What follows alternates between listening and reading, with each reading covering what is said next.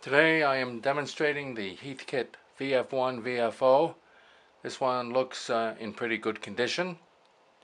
I don't guarantee it when it gets to you, but it certainly looks like it works today, and I'm going to show you that it works. You have to remember that VF1 VFOs, I used to make a joke about them. If you can throw them in the ocean and they won't sink because they drift and drift and drift.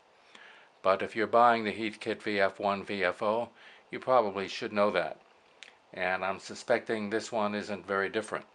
So the two things we look for is it does have output, is it about on the right frequency, and does it give the proper grid drive, and that's why you see a DX40 sitting over here. So let's take a look. I have it set up at approximately 7.14 frequency. This is reading about 7.15, so we're not too far off. And I'll turn it there. And you can see I'm tuning it in. And it's working on that version. We have the VFO on. So now we will put it up on the other section of the VFO. And you see we've got plenty of drive. I've actually got to turn it down a little bit here. And let's turn it up. In fact, the drive just keeps going up and up and up. There we go.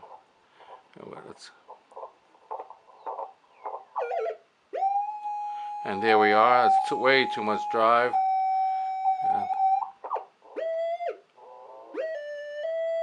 And so we know that both sections of the VFO do work.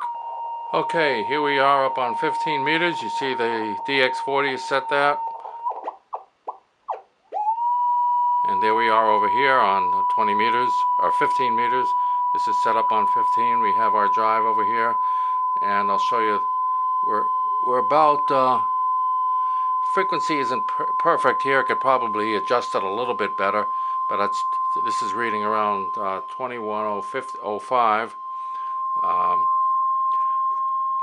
And we're reading about 2107 here, so you can, the VFO adjust is right in there for that frequency.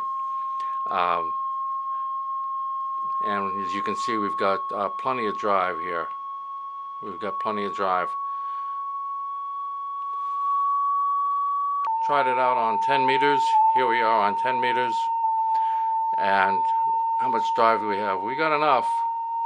We've got enough to drive it. We're reading almost 28, and here we are at 28.